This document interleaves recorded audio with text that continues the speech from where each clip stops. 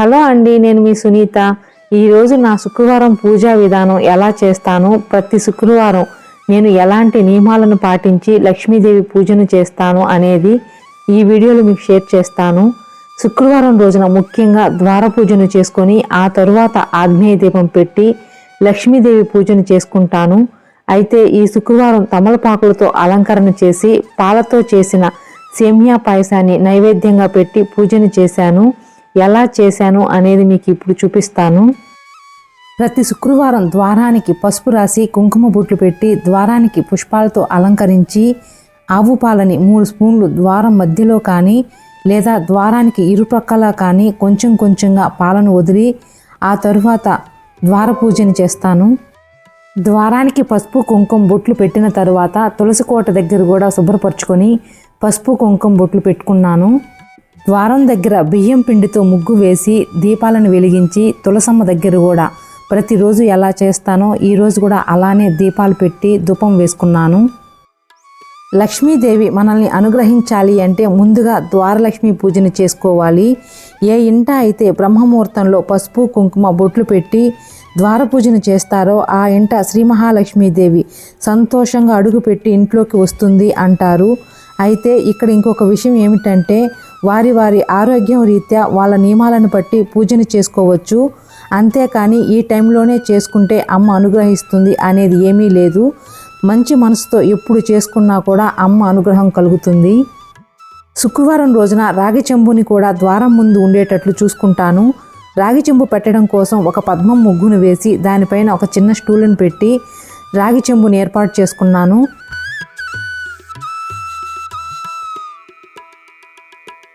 శుక్రవారం పూజకి కావాల్సిన సామాన్లన్నీ నిన్న రాత్రే క్లీన్ చేసి పెట్టుకున్నాను. ఇలా క్లీన్ చేయడం వల్ల బ్రహ్మముహూర్తంలో పూజ చేసుకోవడానికి నాకు చాలా ఈజీగా ఉంటుంది. క్లీన్ చేసుకున్న దీపాలు, రాగి చెంబు, లక్ష్మీ చెంబుకి పసుపు కుంకుమ బొట్లు పెట్టి అలంకరించుకున్నాను.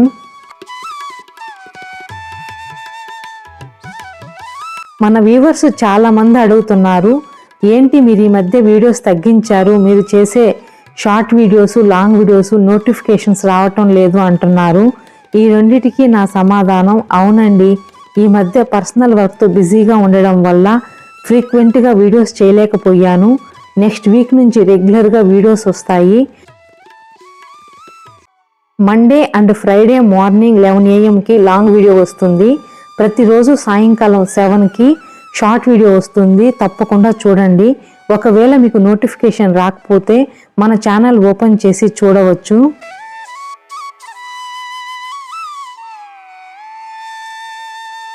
ఆగ్నేయ దీపం పెట్టడం కోసం ముందుగా రోకలికి పసుపు కుంకుమ బొట్లు పెట్టి ఆ తరువాత ఆగ్నేయ దీపం పెడతాను. ఆగ్నేయ దీపం పెట్టడం వల్ల ఇంటిలో ఏమైనా వాస్తు దోషాలు ఉంటే పోతాయి. ఈరోజైతే ముగ్గులు ఏమీ వేయలేదు. సింపుల్గా పసుపు కుంకుమలు పెట్టి దీపం పెట్టిన తరువాత పుష్పాలను అలంకరించాను. ప్రతి శుక్రవారం ఇలానే చేస్తాను. టైం ఉండి కుదిరితే ముగ్గులు వేసి పెడతాను. ఇలా ఆగ్నేయ దీపం పెట్టిన తరువాత స్టవ్కి కూడా పసుపు కుంకుమ బొట్లు పెట్టుకున్నాను. శుక్రవారం రోజున స్టవ్ క్లీన్ చేయకూడదని గురువారం రోజు రాత్రే క్లీన్ చేసుకున్నాను. గురువారం శుక్రవారం అనేమీ కాదు, నాకేంటంటే ఇల్లు చాలా శుభ్రంగా ఉండాలి. అందుకని ఎప్పటి పని అప్పుడు చేసుకుంటాను. అందువల్లే మా ఇల్లు ఎప్పుడూ క్లీన్గా ఉంటుంది.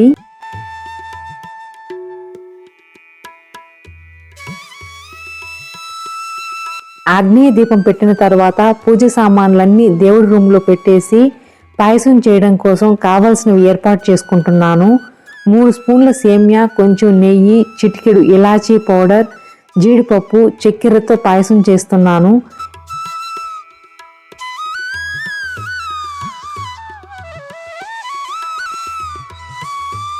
ఒక చిన్న ప్యాన్కి గీ అప్లై చేసి ముందుగా సేమియా వేయించి ఆ తర్వాత జీడిపప్పును వేయించుకున్నాను. వేరే బౌల్లో కొంచెం పాలను సపరేట్గా వేడి చేసుకుంటున్నాను. లేదంటే సేమియా ఉడికేటప్పుడు ఆ పాలు విరిగిపోతాయి. అందుకని సపరేట్గా వేడి చేసుకుంటున్నాను. సేమియా బ్రౌన్ కలర్ వచ్చిన తర్వాత వేరే బౌల్లో 1 గ్లాస్ వాటర్ వేసి బాగా వేడైన తరువాత వేయించిన సేమియా వేసి ఉడికించి కొంచెం షుగరు, ఇలాచీ పౌడరు, నెయ్యి, పాలు, జీడిపప్పు వేసి పాయసం చేశాను.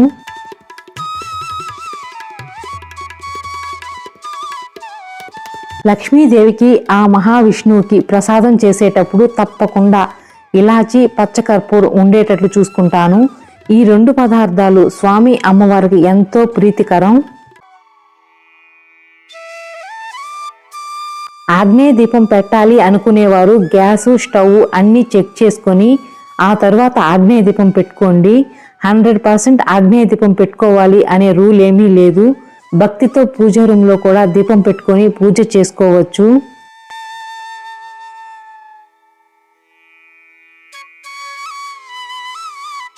ఇప్పుడు నైవేద్యానికి పాయసం రెడీ చేసుకున్న తర్వాత పూజా రూమ్ని కొంచెం పసుపు నీటితో శుభ్రపరచుకుంటున్నాను. పసుపు లేదా సాల్ట్ వాటర్తో క్లీన్ చేయడం వల్ల నెగటివ్ ఎనర్జీ పోయి పాజిటివ్ ఎనర్జీ వస్తుంది. అంతేకాదు 1-2 రోజులు పూజా రూమ్ శుభ్రంగా ఉంటుంది.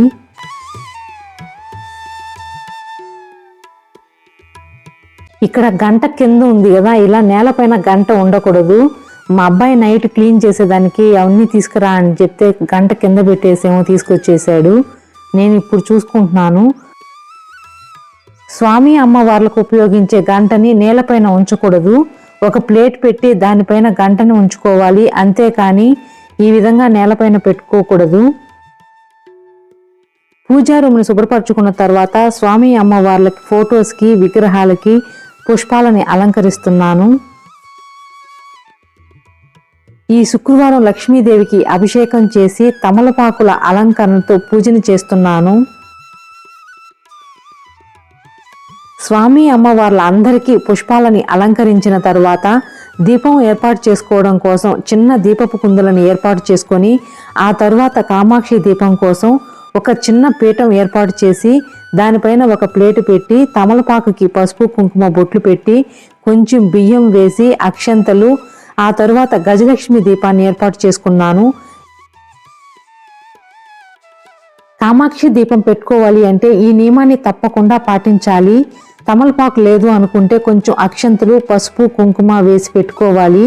ఈ దీపం ఎవరు పెట్టినా కూడా ఈ నియమాన్ని పాటించాల్సిందే. కామాక్షి దీపాన్ని ఏర్పాటు చేసుకున్న తరువాత నువ్వుల నూనె వేసి 3 ఒత్తులని ఒక ఒత్తిగా వేసి ఏకవత్తితో దీపాన్ని వెలిగించుకున్నాను. వెలిగించుకున్న దీపాలకి పుష్పాలను అలంకరించి కొంచెం పసుపు అక్షంతలు, జవ్వాదు, పచ్చకర్పూరం వేసి ఆ శ్రీ మహాలక్ష్మికి నమస్కరించుకున్నాను. కామాక్షి దీపంకి ఒక ప్రత్యేకత ఉంది. అంతేకాదు కొన్ని నియమాలను పాటించాలి. ఎవరైనా మంచి కోరికతో 9 శుక్రవారాలు లేదా 11 శుక్రవారాలు తమలపాకులను అలంకరించిన కామాక్షి దీపంను పెట్టుకొని కనకదార స్తోత్రం లేదా లక్ష్మీ అష్టకం ఎవరు పఠించినా ఆ శ్రీ మహాలక్ష్మి తప్పకుండా కరుణిస్తుంది.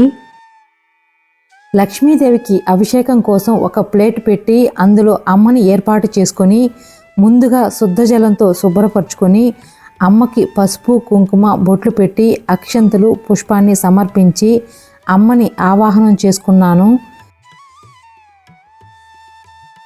ఇలా ఆ శ్రీ మహాలక్ష్మిని ఆవాహనం చేసుకున్న తర్వాత చేసిన అభిషేకం కావచ్చు లేదా పూజ కానీ మనం స్వయంగా మన చేతులతో చేసుకున్న అదృష్టం మనకి కలుగుతుంది. ఈరోజు అమ్మకి అభిషేకం కోసం పాలు, పసుపు, కుంకుమ, పుష్పాలని ఏర్పాటు చేసుకున్నాను. ముందుగా పాలతో అభిషేకం చేసి పసుపు, కుంకుమ, పుష్పాలతో అభిషేకం చేసుకొని సాంబ్రాణి ధూపం వేసుకొని కర్పూర హారతి ఇచ్చి ఆ తరువాత సుగంధ ద్రవ్యాలతో అభిషేకం చేసి అమ్మని శుద్ధ జలంతో శుభ్రపరచుకున్నాను. ఆ తరువాత అమ్మవారికి అభిషేకం చేసిన నీటిని అందరం తల మీద చల్లుకొని ఆ నీటిని చెట్ల పాదులలో వేశాను. ఇలా ప్రతిదీ చిన్నపాటి నియమాలను పాటించి ప్రతి పూజని చేసుకుంటాను. శుక్రవారం రోజున అమ్మవారికి పాలు, పసుపు, కుంకుమతో అభిషేకం చేయడం వల్ల చంద్రుడు, శుక్రుడు, గురువు, కుజగ్రహాలు అనుగ్రహించి మంచి ఫలితాలు కలుగుతాయని పెద్దలు చెప్తారు. ప్రతి ఒక్కరం పూజ చేస్తే అమ్మ అనుగ్రహం కలుగుతుంది అనే నమ్మకంతో ఆశతో చేస్తాము. అయితే మనం కూడా డబ్బు విషయంలో కొన్ని జాగ్రత్తలు తీసుకోవాలి. ఇంకా సంపాదించేది అనేది సెకండరీ ఆప్షన్, ఎందుకంటే అది మన చేతిలో లేనిది. అయితే ఇప్పటి వరకు సంపాదించింది సేవ్ చేసుకున్నది మాత్రం ఎలా భద్రపరచుకోవాలి, ఎలా ఇన్వెస్ట్ చేస్తే మనకి ఫ్యూచర్ బాగుంటుంది అనేది మాత్రం మన చేతుల్లోనే ఆలోచనల్లో ఉంటుంది. కాబట్టి ముందు మన దగ్గర ఉండేది జాగ్రత్త చేసుకొని ఆ తర్వాత నెక్స్ట్ సంపాదించే దాని మీద దృష్టి పెట్టాలి. అంతేకాని మేము పూజలు చేశాము, అవి రాలేదు, ఇవి రాలేదు అనుకుంటూ ఉండకూడదు.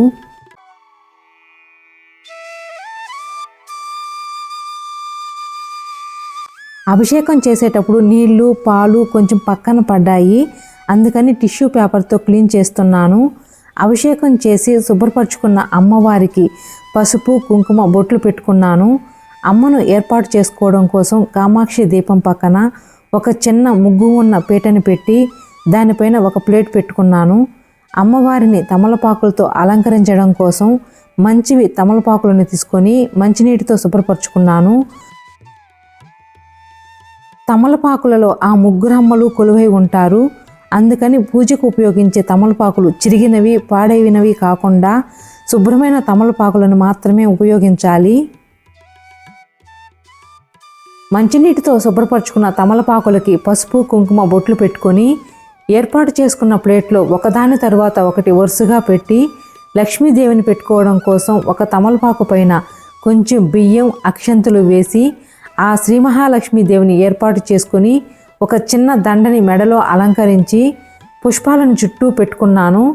నా దగ్గర ఉన్న వెండి ఫ్లవర్స్ని రోజా ఫ్లవర్స్కి పెట్టి అమ్మవారి దగ్గర ఈ విధంగా అలంకరించుకున్నాను. పసుపు గణపతి కోసం కొంచెం పసుపులో రోస్ వాటర్ కలిపి పసుపు గణపతిని ఏర్పాటు చేసుకుంటున్నాను. నేను ఇంతకుముందు చాలా వీడియోస్లో చెప్పాను, పూజ, వ్రతం లేదా నిత్య పూజ ఏదైనా సరే నేను ప్రతిరోజు పసుపు గణపతిని ఏర్పాటు చేసుకుంటాను. ఇలా ప్రతిరోజు చిన్నదైన పసుపు గణపతిని ఏర్పాటు చేసుకోవడం వల్ల మనకి కానీ లేదా మన ఇంట్లో ఉన్న వారికి ఎటువంటి ఆటంకాలు కలగకుండా ఉంటాయి. అందువల్ల నేను ప్రతిరోజు చిన్నదైనా సరే పసుపు గణపతిని పెట్టి పూజని చేసుకుంటాను. పసుపు గణపతిని చేసుకున్న తర్వాత ఒక చిన్న పీఠంలో బియ్యం, అక్షంతలు వేసి ఎర్ర పుష్పాన్ని అలంకరించి అమ్మవారి ముందు ఈ విధంగా ఏర్పాటు చేసుకున్నాను. శుక్రవారం లక్ష్మీదేవికి పసుపు, కుంకుమ, కొన్ని మంగళకరమైన వస్తువులను అమ్మ ముందు ఏర్పాటు చేసుకుంటున్నాను.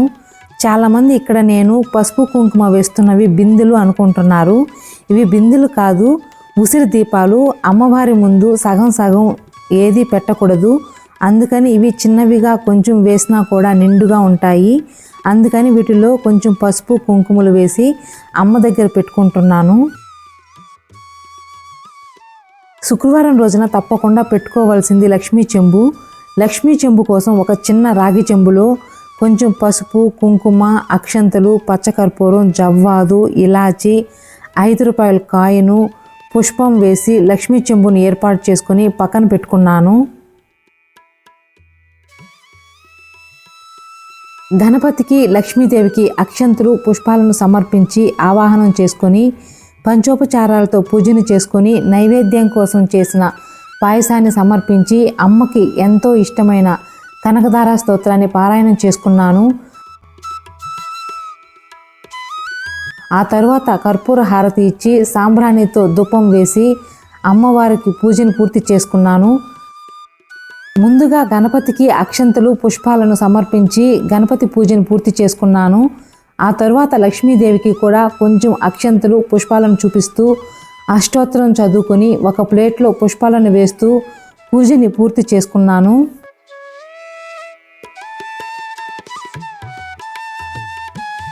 శుక్రవారం రోజున వేసుకునే ధూపంలో ప్రత్యేకంగా తెల్ల ఆవాలు వేసుకుని ధూపం వేసుకుంటే చాలా మంచిది.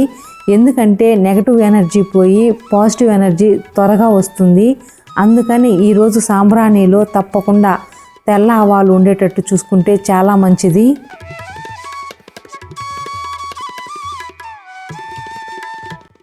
నేను చేసిన శుక్రవారం పూజ మీకు నచ్చింది అనుకుంటున్నాను.